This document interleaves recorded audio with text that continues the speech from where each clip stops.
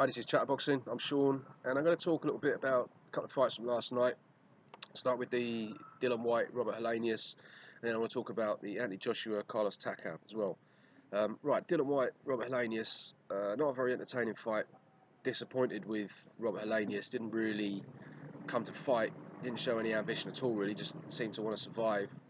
Dillian Whyte did what he needed to do. He won pretty much every round, but he didn't really look that spectacular in the process. Now, it's very difficult to do that when you've got someone who doesn't really come to fight and they're as skilled and as big as Helenius is. Now, Helenius has obviously got a very good amateur pedigree, very skillful boxer, quick on his feet, big puncher, and he's got a pretty solid defence, and he was just on the back foot, not really giving him many openings. So I thought it was a good learning curve for Dillian Whyte. I think he did what he needed to do. He sort of constantly applied the pressure and made sure that he won every round. It's unfortunate that, because it was on such a big stage, that he didn't really light the place up as much as he would have liked to have done, because obviously big crowd in there, big audience around the world. His name's being talked about quite a lot these days, Dillian Whyte. He's getting quite a lot of support, like in the UK. So yeah, it's a shame. It's mainly Robert Helenius' fault, but he could have done slightly better himself as well. But I don't know. I don't think it was a disastrous performance by any stretch of the imagination. I mean, he won pretty much every round against a decent level opponent. Like now in terms of where he goes from here, talking about the Deontay Wilder fight. I mean, I've always said that Deontay Wilder is deservedly the favourite in that fight, and I can understand why most people would pick him to win. But I do see it as a very winnable fight for Dillian Whyte. I think he's definitely got the tools to do it, the mentality to do it, and the hunger to do it. I think stylistically as well, it's a difficult fight for Wilder. But I did see a couple of things in that fight that wouldn't really bode well in a fight against Deontay Wilder if he'd been in with Wilder in that fight.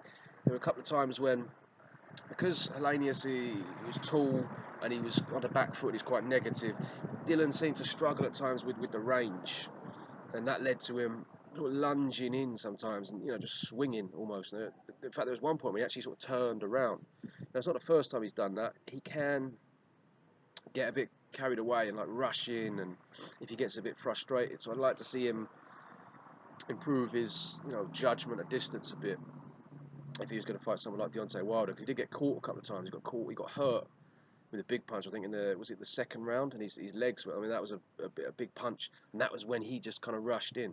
So he can't afford to be doing that against Deontay Wilder, because he could get knocked out. But that said, it was still like a pretty decent performance against Robert Helenius. Is pretty much the level opponent that Deontay Wilder has been fighting since he won his title. I mean, people like Molina, Duhaupas, Washington, Spilker, Areola, they're kind of that level. I mean, Duhaupas beat him. I know they beat him by knockout, but that can happen. They were kind of that same sort of level. It's not like he was outclassed by him before then. So Wilder quite often looks bad, but he gets the job done. So I don't think we can really look at that and say, that just proves that he's levels below Wilder, because he's basically fought an opponent that's sort of a typical level that Wilder fights. Didn't look great, but he won, which is pretty much what you can say for Wilder in most of the fights. So we'll see what happens there. I mean, to be honest, as a Dillian Whyte fan, ideally I would like to see him fight like Dominic Breazeale. If Dominic Breazeale beats Molina, which I expect him to, I'd like to see that fight before Wilder. I think he's been quite inactive in terms of how he fought like that bloke. What's his name? Mike Mountain, was it something Tan in America? Wasn't really very good. Like Helenius, pretty decent. I'd like to see him have another good fight at that level, especially against someone like Breazeale, who's quite experienced, quite tall. I think that would be good preparation, so he could work on that sort of judgment at distance a little bit and not get so sloppy just steaming in. Breazeale, as we know, comes to fight. He's not going to be like Helenius. So that would be an ideal situation for me. Having said that, though, I mean, if the opportunity presents itself, then he's not going to turn it down, is he? Especially when you consider that if he doesn't get to Anthony Joshua before, if he doesn't get to Wilder before Anthony Joshua, then in my opinion, most likely outcome is Deontay Wilder's going to lose his belt to Joshua. So that, for a number of reasons, becomes harder for Whyte to get. I mean, first of all, I think Joshua's a harder fight for Dillian Whyte. We've already seen him fight once, so Joshua will be the big favourite in that.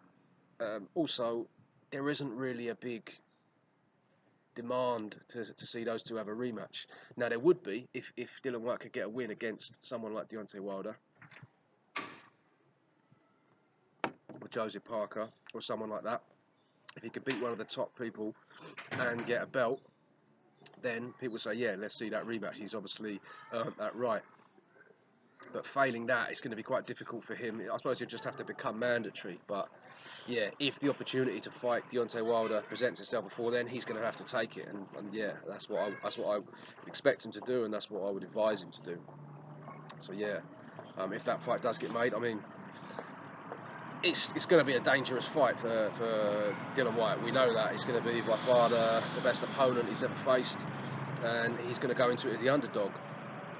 We knew that anyway. I believe in him. I think he's got a good chance of winning. I'm not saying that I think he definitely will, but I think it's a winnable fight for him. So why not? I mean, you've got to test yourself, haven't you? All right, well, let's move on to Joshua Takam. Now, for me, I thought it was a pretty impressive performance, all things considered, by both of them.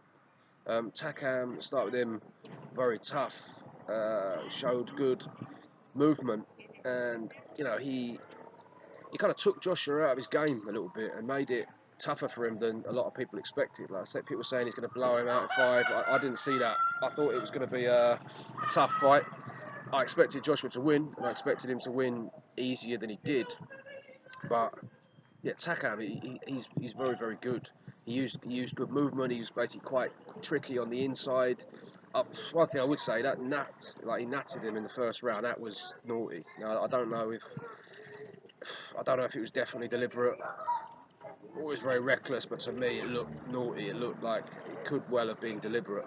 That obviously had an effect on the fight. Do you know what I mean? He broke his nose in the first round, would have affected his breathing, possibly made Joshua a bit more hesitant, and gave him a bit of breathing space for Carlos Takam to kind of get his way into it. And do you know what I mean? So that, I give credit to Joshua as well. He didn't complain about it, he didn't whinge to the ref and start. He just looked at Takam like, right, you're getting it, mate. Put it on him. Didn't show any weakness about it, like he said in the post-fight interview. So Joshua, he looked very good to me. I thought he did come in a bit heavy, a little bit. I'd like to see him trim down a little bit, a bit quicker on his feet.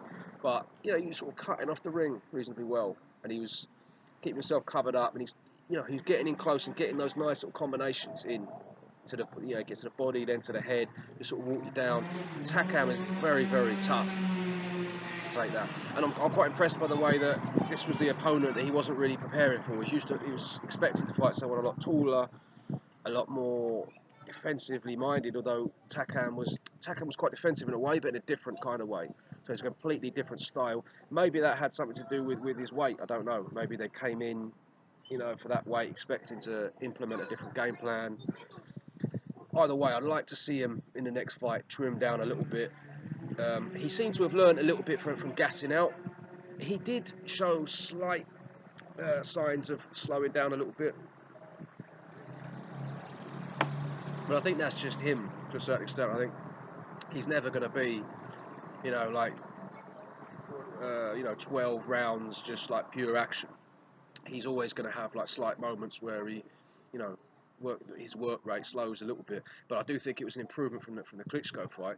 He knocked down Takam in the it was a 4th round. He didn't just go all out then. He kind of conserved something. You could tell maybe he was a bit conscious of gassing out, and he'd obviously thought, well, Takam's pretty tough. I'm struggling with like breathing a little bit because of the broken nose, so I don't really want to just go all out and empty the tank. So yeah, he showed pretty good sort of ring IQ, good composure, and basically like just broke Takam down, and he won pretty much every round. Now that the stoppage was an absolute load of bollocks. Now, I think that was a joke.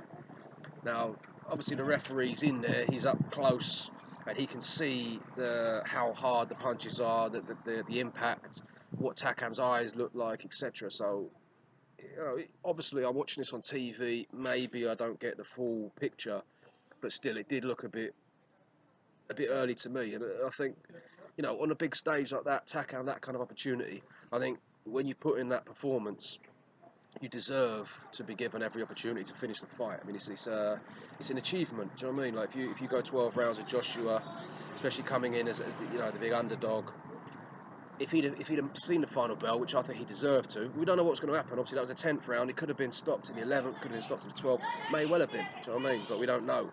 So I think he deserved to be given that opportunity. So it was a bad stoppage. But do you know what I mean? He was losing every round. He was taking a bit of a beating, really. He wasn't going to win the fight, so I don't think it has that much impact on anything, really. Now, some people are saying that looked a bit kind of, oh, they want Joshua to keep his 100% knockout record. Maybe, I don't know. Anything's possible, isn't it? I mean, he's obviously a very marketable fighter, and having 100% knockout ratio helps. So it's a possibility, but I'm not going to just start talking about stuff without any evidence for it. I don't think so personally. I just think the referee thought, you know, he's taking a bit of a beating, his eyes fucked up. I'm standing there close to him, he's just getting hit with hard punches. You know, I just think we've seen enough. But yeah, in terms of, you know, the actual fight itself, I think Joshua did well. I think he looked. People saying that he kind of did show some weaknesses. I agree with that. I mean, the movement at Takam was obviously smaller, didn't really have the reach, but he did look like he had some problems with movement. If I was Deontay Wilder, my game plan going into, I mean, it would be anyway, but definitely you'd think, like, Deontay Wilder's shown us that he's quite good boxing on the back foot. Now, he did it against Bermane-Stiverne.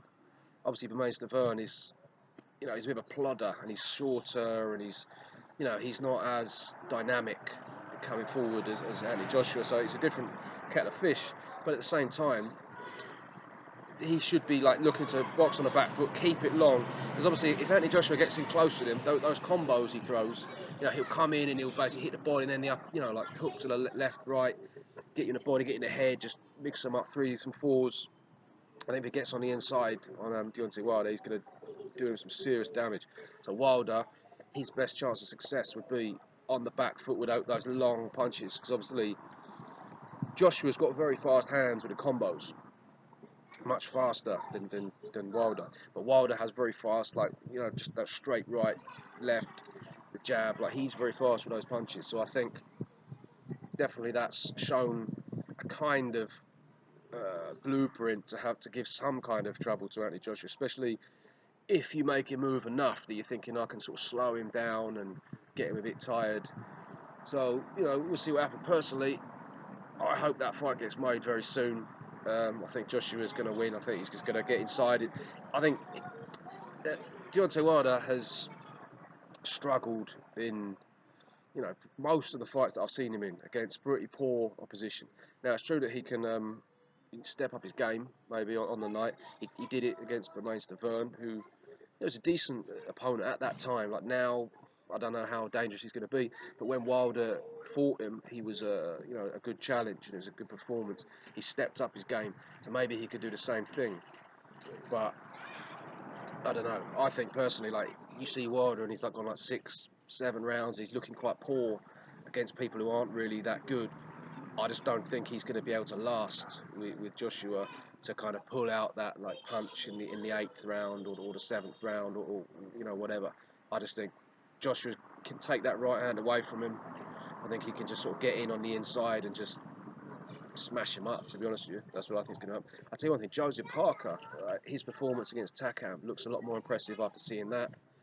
I haven't seen that fight for a while, but it was, you know, Joseph Parker won most of the rounds. You know, I'm looking at it now, like, stylistically, could Joseph Parker give Anthony Joshua a tougher fight than I thought? Quite possibly, to be honest with you. Now, if he fought Wilder, I'd say that's a more dangerous fight. Obviously, because with these like big punches from range, you don't really see coming. But Joseph Parker, I think, has got better chance of not getting knocked out by Anthony Joshua. Now, apparently, he's got a very good chin. He's never been knocked down. All this kind of stuff in sparring, in amateurs. I don't know, but if he is very, very tough like Takam, then he's got more stamina than Anthony Joshua. He's very quick on his feet. So you think that he could potentially do that kind of Takam game plan, but be coming back with more offense himself. So that's quite an interesting proposition to me, Joseph Parker against Anthony Joshua. That maybe I saw MBT, shout out to my man in Australia, MBT Boxing.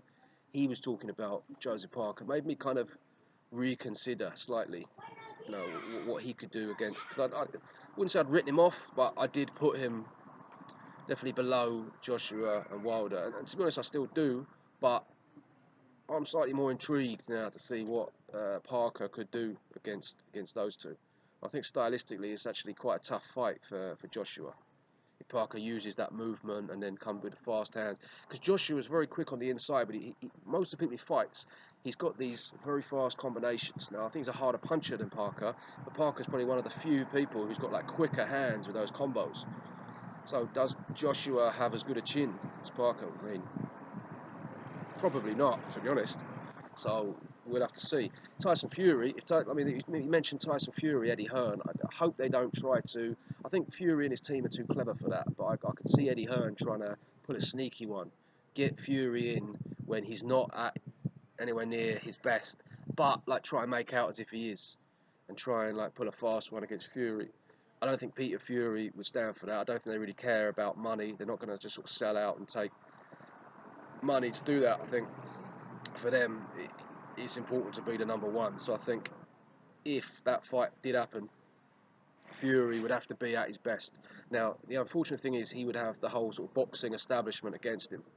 Fury, he'd have a lot to contend with in that. Anthony Joshua is obviously the money man. He's like the establishment man. It's nothing against Joshua. Do you know what I mean? It's not his fault. It's unfortunate. So I'm not having a go at him, but it is what it is. He's the one who's, for whatever reason, got all the the establishment and all the important people, so to speak, behind him. He's the one who makes loads of money, etc., etc. So everything would be stacked against Fury. But Fury at his best, the Fury that beat Vladimir Klitschko, the Fury that beat Derek Chisora or Christian Hammer, at his best, I think he would have. I mean, that last night he would have beaten Anthony Joshua quite easily. To be honest with you, I just think that he would have basically used, obviously, a better movement than Takam. He's much harder to get to. He's got a much better jab. He can switch southpaw. He's a lot more versatile. On the inside, he can like tie you up. He's naturally a lot bigger than Joshua as well. Joshua is obviously big. He's like a big muscle man, but he's kind of pumped up. So I think in terms of if they are kind of wrestling and this on the inside, I think it's going to take more out of Joshua than it is for Fury over 12 rounds, showing that Fury's got a lot more endurance. Both of them have got real will to win. Joshua's obviously a harder puncher, but Fury's got a very good chin. People say, he hasn't got. I don't believe that at all. You see him get knocked down by Steve Cutter. Anyone can be knocked down. You see him get straight up, not hurt at all. I don't think. You see him get hit by Klitschko. I don't think he's just going to be blasted out by Joshua at all, to be honest. I think Joshua's definitely a harder puncher. If they're going toe-to-toe and trading, then Joshua will knock him out eventually. But it's not a case of, he just gets hit and like he's like Amir Khan, like out. So I still think Joshua is not like the finished article. He's only sort of 20 fights in. He's getting good experience now though. He's fight like the last two fights, very good experience against very good opponents. So the further this goes on, the harder he's going to be to beat. But yeah, all in all, very very good fight. Very impressed with Takam. Very very impressed with his performance. Very impressed with Joshua as well. So I don't know who he's going to fight next, but hopefully he can get that Deontay Wilder fight in there. That's the one I want to see. Joseph Parker as well, great fight. But just for the rivalry, just for all the kind of back and forth, I want to get this Deontay Wilder fight done. I reckon the summer of 2018 it's not going to be earlier than that. So I just hope it gets made then. But yeah, let me know what you lot think. Thank you very much for watching.